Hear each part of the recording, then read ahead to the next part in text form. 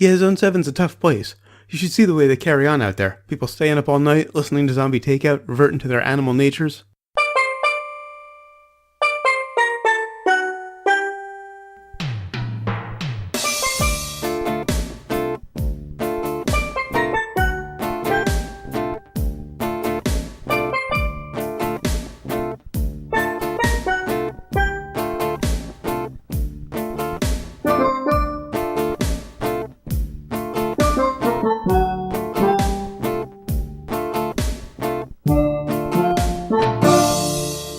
What's up? Welcome to episode 329 of Zombie Takeout. Zombie Takeout. The B-Movie and Cult Movie Podcast. I'm Uncle John. And I'm Scotto. And before we get to this week's movie, we've got a voicemail from Bodo in reference to, the last movie we reviewed a few weeks ago, Death Race 2000. Here it is. Bodo here. Hope you guys are enjoying your vacation. First of all, I did tweet this also. 2050, not worth your time. I mean, it's Malcolm McDowell in a shocking role. He's playing, guess? Yes, Malcolm McDowell. Shocker. The young cast, yeah, some attractive ladies, and they're okay, but overall it's not worth the pain, people. Unless you got an hour and a half to kill or so. As far as dystopian future movies, how about 1927's Metropolis? I think that would come before 1970. Who knows? Sometimes I do. Peace. Okay, thanks for the warning, Bodo. I also wanted to include that in the show because, just in case people didn't see it on social media. We'll be making our reservations at the Hotel Winter just shortly. Mm-hmm. And we already reviewed Metropolis back in episode 250. Of course. Yeah, I know that offhand because I used 249, or for a while I used 249 as a reference because it was the last one I recorded on my Windows computer before I had to switch to the Mac and change all my software. So I was using that as a volume reference. So I know that was the vampire movie. It was a landmark episode. Yeah, it was like 250. It was a 50. We always do something big for the 50s. And we did that and a trip to the moon in the same episode. And 249 was the vampire movie with Cushing. The original Hammer vampire. That's right. Christopher Lee, that was it. Not Cushing. I think they're both in it, actually. Yeah. And we also have a comment on Facebook from Chris Cornish on the trailer for this week's movie. He said, "Damn, my childhood memories tell me that this movie rocks. Was a favorite right up there with Ice Pirates." Which was episode 60. I don't know offhand. Okay. I did have to go back and check my rating on that one, but I forgot what episode it was. And I saw that comment before watching the movie, and I remember being pretty disappointed by Ice Pirates. I went back and checked. I gave it a 2.5, which surprised me. I don't remember it being that good. You gave it a half a brain. I don't know if you'd seen it back in the day, did you? Oh, I saw it when I was a kid, and I loved it. I did too, and I loved it. But then we got to reviewing it in whatever episode, and yeah, you gave it a half a brain, I gave it a 2.5. Yeah. And I think I was being generous.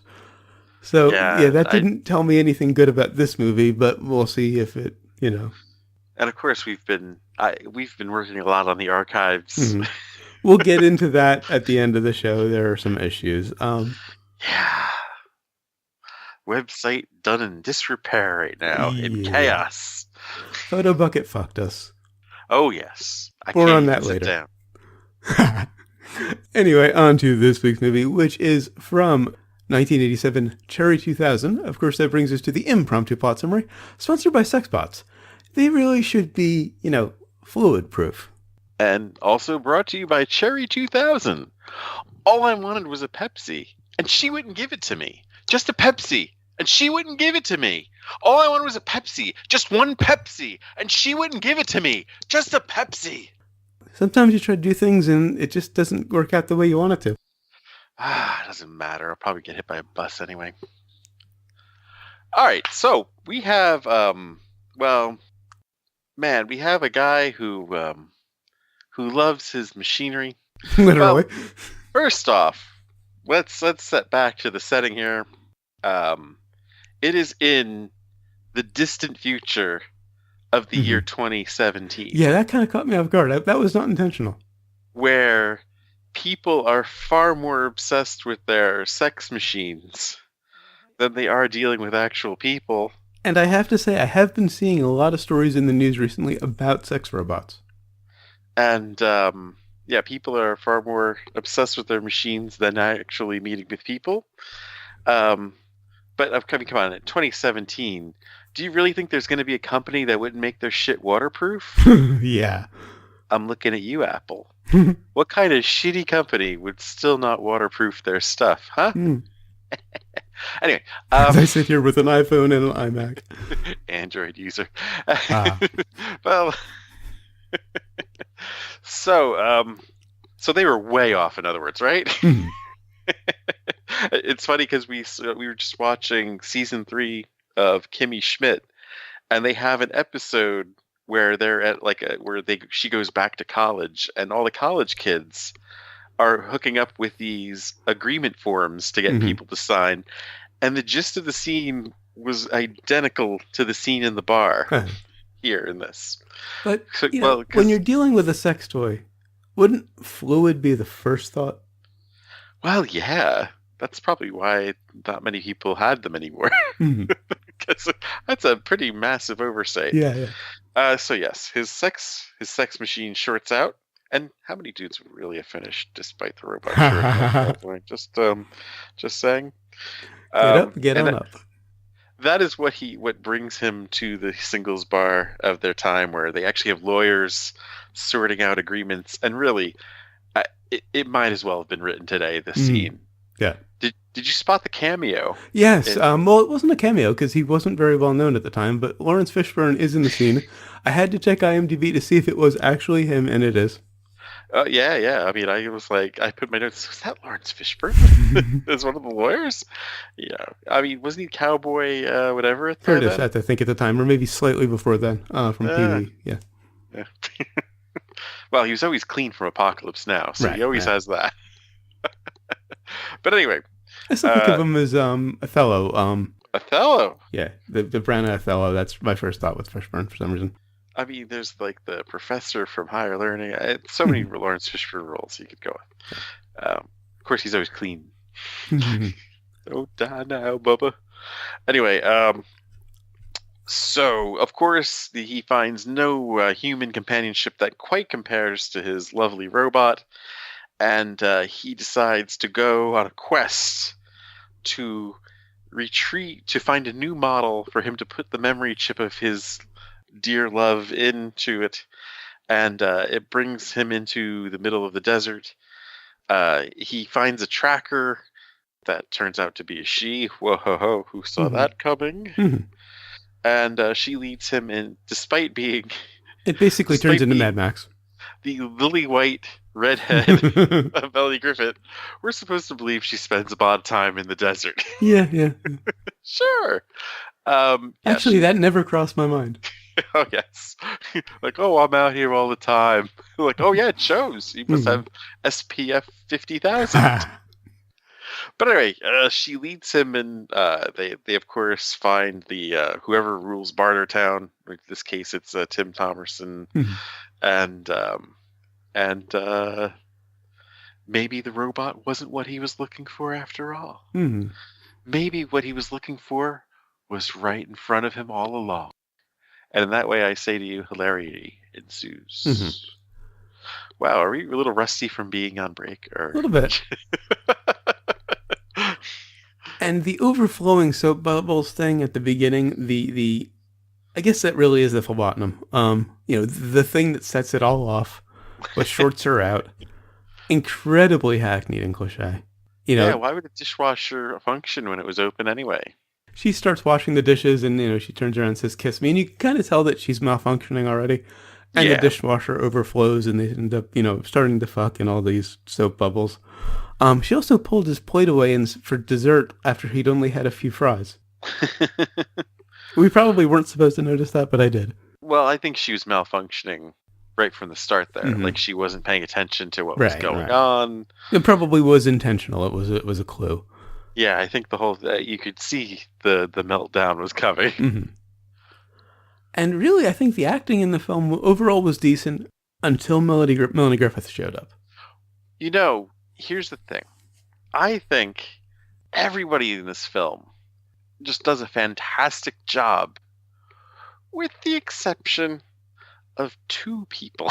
Okay, who's the other one? I'd say David Andrews and Melanie Griffith. Who's David Andrews, the lead? Sam Tripoli. Okay. I think they had He was zero passable. chemistry. They had no zero chemistry, you're right. together, which was just a ginormous problem because the movie, he doesn't get swayed off the MacGuffin Right. unless they have chemistry, Mhm. and for them to not, Mhm. oof, The scene after he crashed the car where they start making out was way too sudden. I mean, you knew it was the progression and stuff. Oh yeah, it but made it obvious, but it was still very forced. Like, because they just had nothing. Yeah. I mean, she had a few moments when they weren't together that were convincing. yeah, her performance overall was pretty much well as Melody Griffith. Yeah, but overall, yeah, it was wooden. Now, when he first, goes after this tracker, he has to go to this little seedy town called Glory Hole. And I noticed the rule of law ended right after Glory Hole, which I found funny. Yeah. And he ends up at this bar that serves donuts. This is like your paradise. I'm trying to lay off the stuff, man. You would pretty much live there. Yeah. If Opco sold booze, you would have never left Jersey. I mean, I work surrounded by two like amazing donut shops, and I just have to walk a different way. And then the movie suddenly turns into The Road Warrior. I mean, he has this little kind of noir bit with these other bounty hunters, or trackers, or whatever. And as soon as he gets in the car with her, it's desert and, sort of those tent cities and that sort of thing that you see in Road Warrior. Yeah, I mean, I guess it wasn't that cliche back then to have Las Vegas as a post-apocalyptic thing. I think maybe The Stand is the only thing that did it before this, maybe. Right, yeah. But of course, you see it now, you're just kind of like, oh my god, another one. Well, because it's so visually recognizable. You only have to see it for a split second, and you know it's Vegas, and it's already in the middle of the desert. I was really glad to see Tim Thomerson show up. I always love seeing him in anything. Oh, of course. Like I said, everybody else that has an extra role in this. I mean, Six Finger Jake, Brian James has a great, spot in this. I mean, they're all really fucking good. This really should have been a great movie. Harry Carey Jr. Who was that? Harry Carey Jr. Snappy Tom. Okay, the repairman at the beginning? Yeah, like all the different characters they meet on their adventure are all just, really chew the scenery with expertise, and you're just, it's wonderful to watch them. And it's a really visually interesting movie too. Yeah. Aside from the obvious Mad Max references, which really weren't that long after Mad Max, or at least Road Warrior. No, we're talking just a couple of years after that. It feels more cliche now, obviously, because Road Warrior has become such a cliche. But Tim Thomerson's character, Lester, his minions are all dressed in these like really colorful, like 80s preppy clothes. It's so weird. Well, they kind of have this whole 50s mentality. Yeah, very much in the middle of this desert, wasteland. Just be yourself. And the firefight on the crane was hilarious. They're pulling out this rocket launcher that was somehow in this little Mustang. Why can the Mustang withstand rockets? Yeah, that too. And I was really wondering how this nebbishy city guy could use weapons like that. They explained that later. He's a vet. And I'm glad they did explain that. Yeah, that does make a lot of sense. Once he explains that there was some sort of border war or whatever. All they needed was to just drop this bit of information that he was in the military, so that's why he's so good with weapons. And I really didn't see the ex-girlfriend coming. That was a very nice left turn. Well, right, I was like, was she in the movie before? Like, where did she come from? Who is she? I think that's when it got really interesting, because up until then, it really was just a Mad Max clone. Yeah. And then we bring Lester in, and it just got wonderfully weird. Right. Because his little commune was creepy as fuck. Oh yeah, and her obsession with making the sandwiches. Yeah.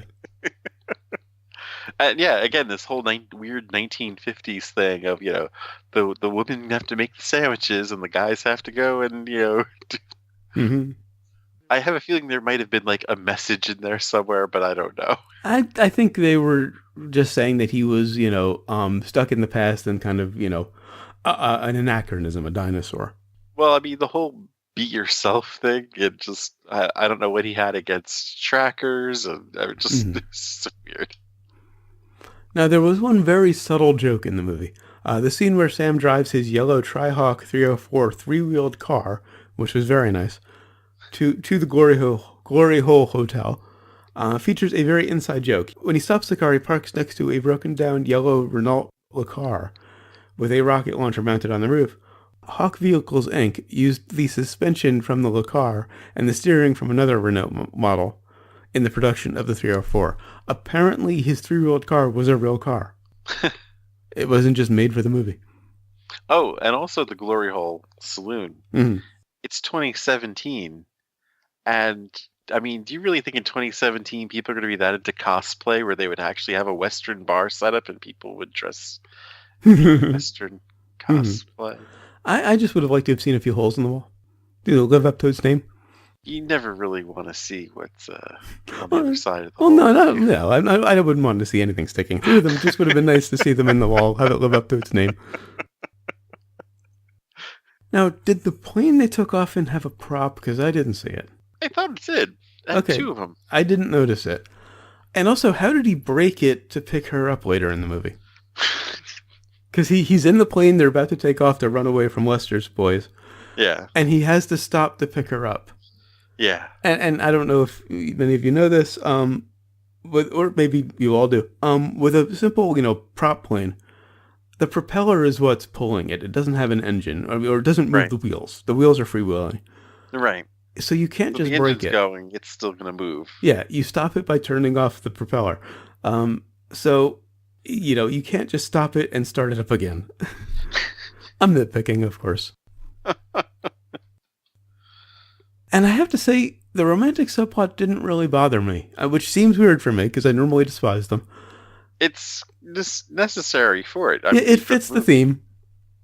The whole point of the movie is, not to be obsessed with your technology, but not to lose contact with right.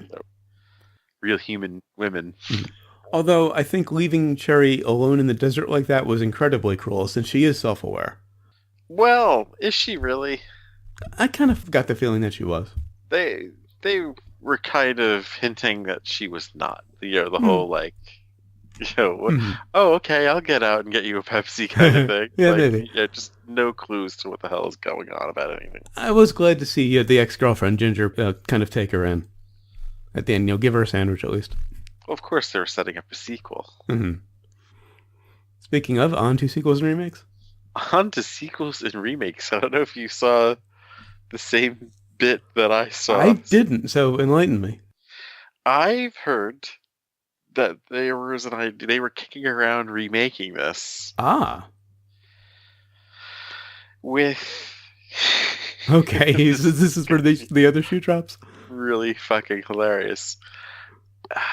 Take a guess who would play Melanie Griffith's part. Oh, I don't know. I'm not even gonna bother guessing because I'm sure it's not gonna be nearly as good as the actual answer. Well, think about this. Does Melanie Griffith have a daughter? Oh. I'm talking about 50 Shades of Grey, Dakota Johnson. Oh God. Oh God, no. I completely forgot about her. Understandably so. Oh God, no. Because I was thinking, I hadn't heard anything about a remake.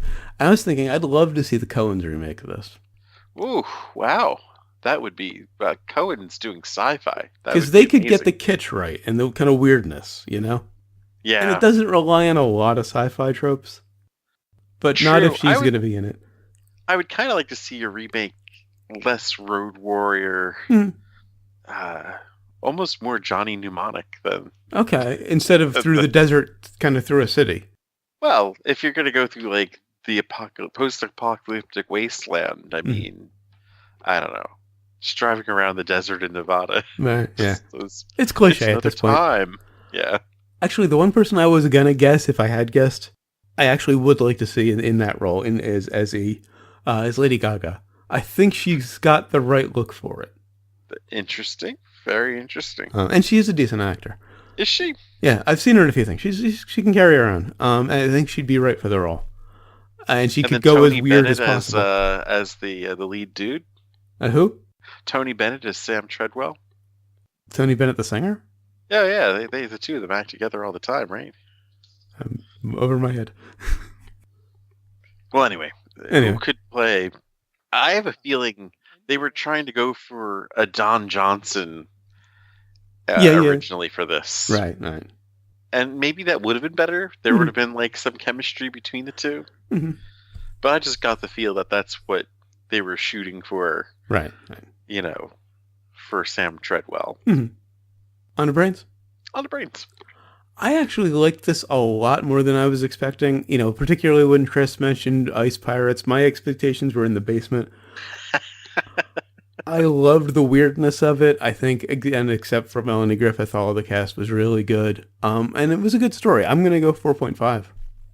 I think a space herpy would have helped immensely, but, you know, what do I know?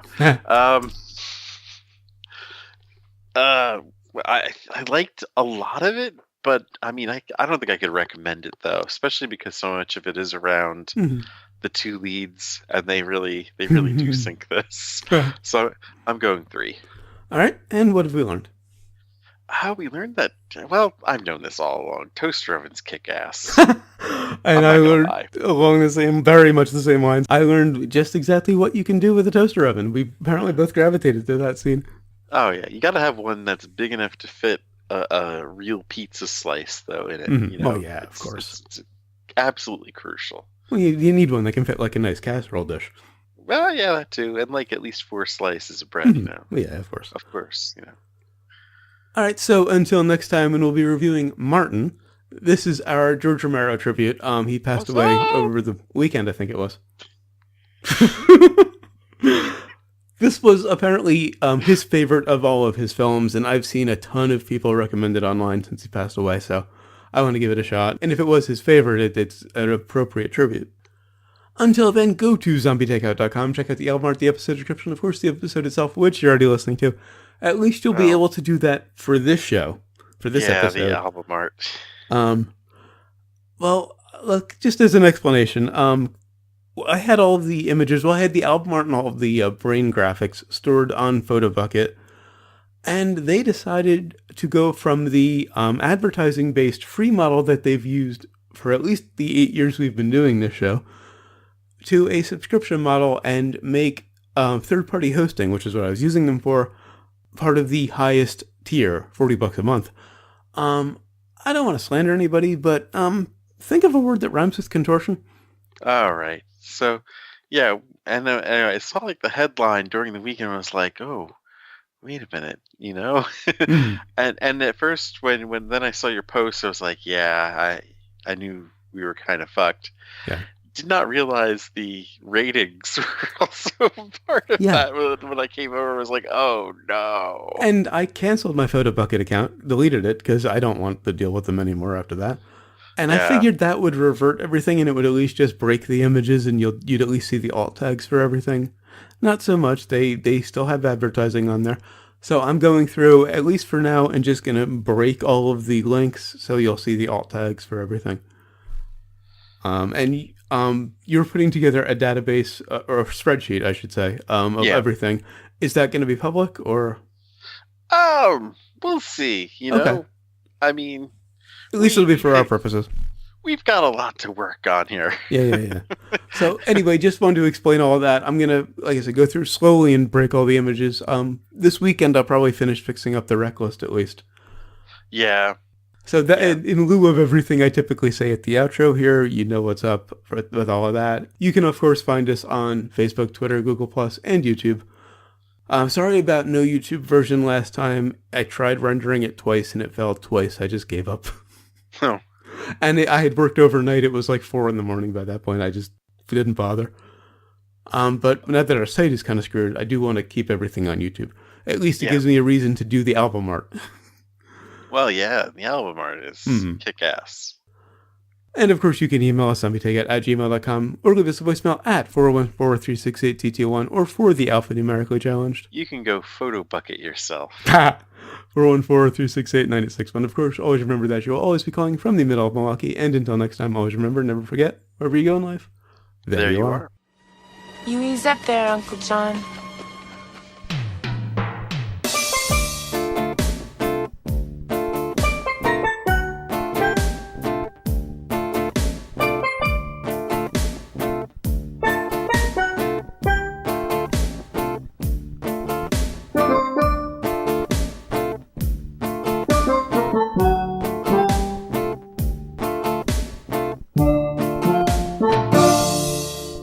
Alright, so we've also had a chance to finish watching the current season of Doctor Who. I was a little bit behind, I'm caught up now. And I think it ended while we were on vacation anyway. Yeah, it did. And I mean, I was, for once, I was right up on it like every week, like pretty much watching a lot of them as they aired here in the US. I caught up on the 3-parter with those other aliens who took over Earth who I went to look up. What were they called? Oh, I don't know. I think they were just calling them the monks. Okay. Pretty much, yeah. weren't they? I missed like that whole trilogy. I had to catch up on that. And then I had to catch up on just this past weekend, everything after that. I gotta say, I think this is my favorite season of the reboot. I mean, tough. Capaldi isn't my favorite Doctor. He's probably my second favorite, obviously. Well, of the reboots, after Tennant, of course, who is my absolute favorite. But as far as the whole show goes, everything firing on all cylinders. I love Bill. I wish she could stay around. We won't spoil it, of course, but I totally called how she was getting out of the situation. Well, we're going to go... I mean, this is in the outtake. Let's just go full spoilers. Okay, full spoilers, so if you haven't seen it, turn it off right now. I meant to mention this in the episode proper, I forgot, but, it's here. As soon as she was, the last episode, second to the last episode, and with her as a Cyberman, I think it was, we were watching, like, a marathon that day, and we saw the episode with the water, and I turned to Mrs. Scotto, and I was just like, that is how she's getting out of the Cyberman. Oh, yeah. Once she was turned into a Cyberman, it was obvious that Heather was going to come back. And just to finish out the cast, just as shout-outs, Matt Lucas is brilliant and everything. He was amazing as Nardole. And I really liked Missy toward the end. And the combination of all 4 of them, when they finally got together as a team, was so good. I was so pissed that it wasn't going to last. The one thing I can't really wrap my head around is the end of the Master. Oh, yeah, because they really pulled out the timey-wimey bullshit with that. But, I mean, yeah, he killed himself. But I thought about it. Twice, in both ways. I thought about it a lot. And obviously the Doctor has regenerated. We'll get into that in a minute. Yeah. But everybody else can come back, if you think about it. I mean, Bill left with the pilot, Heather, so she obviously can come back, because Heather was able to appear in physical form. Nardole is left alive on that ship, so he can easily come back. Yeah. Now, the Master, the John Sim version of the Master, the previous version, killed the Michelle Gomez version. Yeah. And said don't even think about regenerating because I had it up to its highest setting. Well, okay, presumably he's going to regenerate into her, so she could come back in that sense. Because they didn't say he wasn't going to regenerate. They said, I'm going to turn into you, aren't I? She said yes. Yeah. Also, they pulled that bit with the spare part that was missing. He remembered to put it in his pocket. They pulled that little sleight of hand. So if he could remember that because of that moment, she could remember that he was going to try to kill her. Right. And pull out of it somehow. They've pulled that a lot. That's why I half expect River to come back at some point, even though we know she died in the library. Well, there's that leads us into, of course, the announcement of the new Doctor. Yeah, I think. Well, just to finish off the thoughts about the series, okay. loved this season, probably my favorite overall season, my favorite overall cast. Loved Bill, loved Nardole, loved Missy. I hate that they had to end it, and rip everybody away, but it's a new showrunner, that's what they do. And overall, I like how they did it. Heather coming back was inevitable and really poetic. Loved that. And Nardole is still alive. As much as it was timey-wimey bullshit, I loved seeing John Sim and Michelle Gomez go at each other, because those two have amazing chemistry. We talked about chemistry in the episode. John Sim and Michelle Gomez were brilliant together. Oh, definitely. I looked up Pearl Mackey, Bell. She hasn't done too much. I got to see more of her stuff. I also looked into half expecting a love scene between the Missy and the Master. Yeah. I definitely have to see more of what Michelle Gomez has done, because she is amazing. And also, I found out that she's married to Jack Davenport. Oh, really? Yeah, Steve from Coupling, for those who don't know. Yeah. So that was really surprising. I guess that's how Moffat found her. Yeah, I guess so. So overall, again, loved this season. Sad they had to end it the way they did, but that's what new showrunners do. I loved this season too. I thought it was really planned out well. Mm-hmm. I loved that they played pretty much a slow game with it. Yeah. That it wasn't just, kind of creature of the week sort of Right, thing. Yeah. And they had a multi-episode arc. They had 2 multi-episode arcs. They did. Which they haven't really done in the Moffat era, have they? Right. So I think this was probably the best planned season that he had done. Yeah. And, doing just like, a couple seasons with Capaldi like this, I think just, I checked on that. And Tennant, Smith, and Capaldi all did 3 seasons. Wait, Tennant only did 3 seasons? I know, it feels weird. It feels like the other 2 did way more than they did. I think, were they longer seasons? I think it was spread up. I know at least Smith, I think, was spread out over more time. He did like definitely. 5 years, but they all did 3 seasons. And Capaldi even had a year off in the middle of his tenure. And it still felt like it went by too fast. It really kind of feels like he only did like a season or 2 for some reason. Whereas it kind of felt like Smith was around forever. And, and even Tennant had a good long run, even though I can name his 3 companions who were all around for a season each, at least with Tennant. Really? I really thought Tennant was longer. He had 3 seasons, one with Rose, one with Martha, and one with Donna. Because I guess it makes sense because, Eccleston only did 1, so that's, plus 3 Tennant, plus 3 with Smith would be 7, plus 3 with Capaldi. No, that only equals to, I guess they took 2 years off, didn't they? Yeah, they took 2 years off, and it's 10 seasons. Yeah. And I just gotta say, why did both of my favorite companions of the reboot have to come in at the end of a showrunner's time? I'm a Donna fan, I know that's controversial, but she's my favorite companion of the reboot, and Bill is a close second. Well, I just like Donna because she's so different from how companions have always been. Yeah. And she, like Bill, stood up to the Doctor. It wasn't this romantic subplot bullshit. Where, they fawn over each other, or she looks up to him as like a father figure in some cases, like Clara did with Capaldi. Yeah. They didn't take any shit from the Doctor. Oh, and I loved the line, like when there would normally be like a romantic turn, Phil just said to him, you know that I'm all about, women and, people my age, right?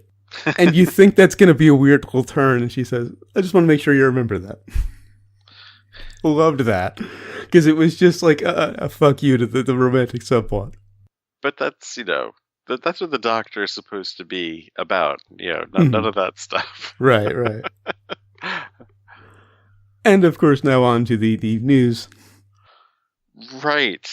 I don't even know what you'd call what happened over the weekend. Well, they announced the new Doctor. Capaldi's time is done. He started regenerating in the season finale. The internet lost the goddamn mind. Yeah, he's going to finish regenerating, presumably, in the Christmas special. At the end of the Christmas special, most likely. That's normally how they do it. Yeah. And it was revealed that the new Doctor is Jodie Whittaker, a woman. She's from the show Broadchurch with Tennant. She was on Broadchurch. She was also in Attack the Block, which is what I know her from.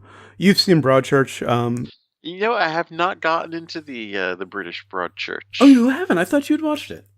No. I think Okay. I might have watched the U.S. version, which I think Tenet was actually on too. Okay, which maybe was that's why I thought you'd watched it. very Okay. short-lived. So have you seen her in anything, Jodie Whittaker? Other than Attack the Block now. So we've both only seen her in that. So I'm reserving judgment. Of course, yes, the internet lost its damn mind over this. Grow the fuck up is all I have to say about that. Well, honestly, I think there's a bit of astroturfing going on here, because it felt like a lot of the commenters that were angry have never seen an episode of Doctor Who. They were acting like this was some sort of reboot, when it seemed like they were unaware that the Doctor regenerates. Right, yeah, true. Comes back in different forms, and that's how this whole thing has been going. And if you watch the last season, they telegraphed the fuck out of this. Now, I think you said before we started recording that like the reboot started 12 years ago, but in reality, they've made it so it's not even a reboot. It's the continuation of the Doctor's it isn't technically a reboot. Yeah, Eccleston was the Ninth Doctor. It was just a continuation. Right. It was a continuation after almost 20 years. That's all. Yeah, was it 20? Well, maybe 15. When did it go to 90 with McCoy? I think they went to 90. I think they went to like the mid 80s, and then I think they did something in the early 90s. Well, the horrible movie was in the 90s, yeah, but the original series I think did go to the late 80s, so maybe it was close to 20 years. Yeah, something like that. Yeah, because the movie is canon, but still a lot of people kind of ignore it, deservedly so. Yeah, yeah. But somebody brought up an interesting clip of River's song telling the Doctor that he reminds her of his second wife. And so we're wondering if River's song is going to come back, of course, an even earlier version. Right. And they're going to get married. And that the Doctor is, in fact, her second wife. Well, yeah, we saw River go off, or we know River went off to the library where we know she dies, but that doesn't mean she can't come back because time. They fuck with time. The Master came back after we knew he died. It might be a different actress playing River's song. Sure, it might be a younger they could do version. That. Which would be sad. I mean, Alex Kingston is River's song. Of course, yeah. Now, I said I'm reserving judgment about Jodie Whittaker until I get a chance to see her. There are a couple of actresses I would have preferred in the role. Oh, really? Melanie Griffith? Ha.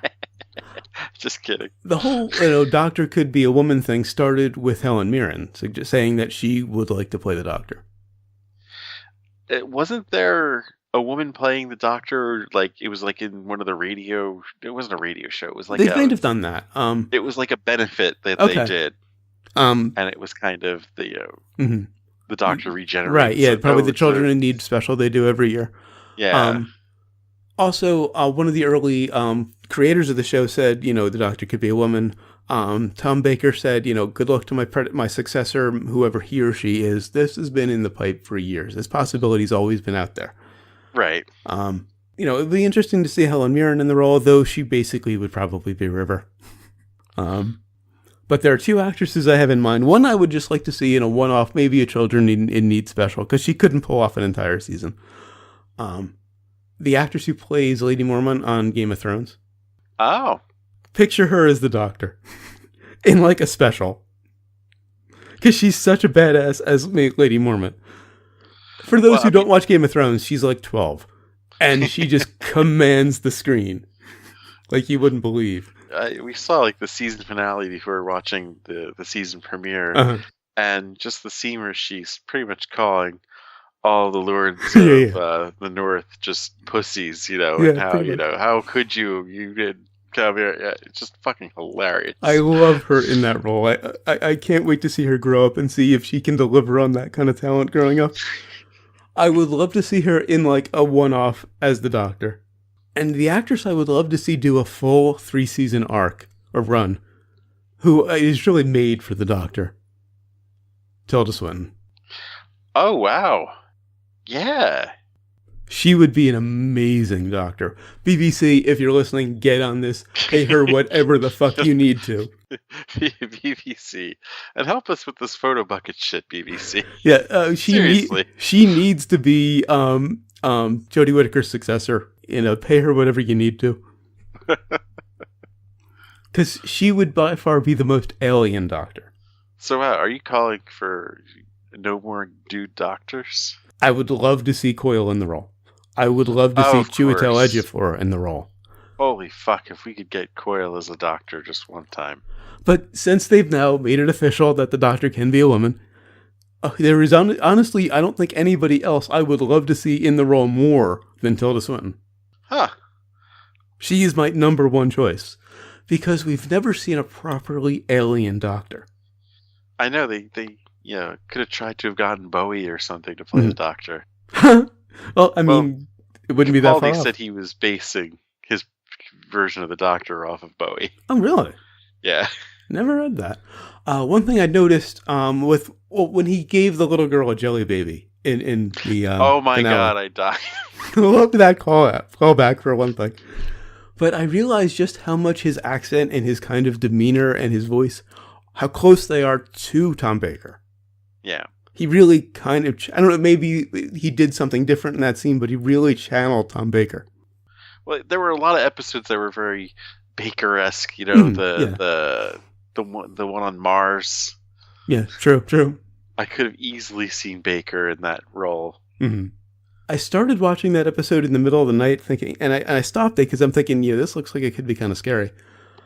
And it turned out to be nothing. I started watching the next one, the beginning of the end, basically, in the middle of the night. That was creepy as fuck. Yeah. That's the one I should have held off on. Because they don't tell you what the Cybermen are at first. And they're just disturbing patients in a very dank hospital. And not kind of the good kind of dank. Cybermen pretty. Well, I guess in hindsight, yeah, they had that kind of Lego-shaped head. I think that covers it. I think so too. So we'll talk to you next week. Of course.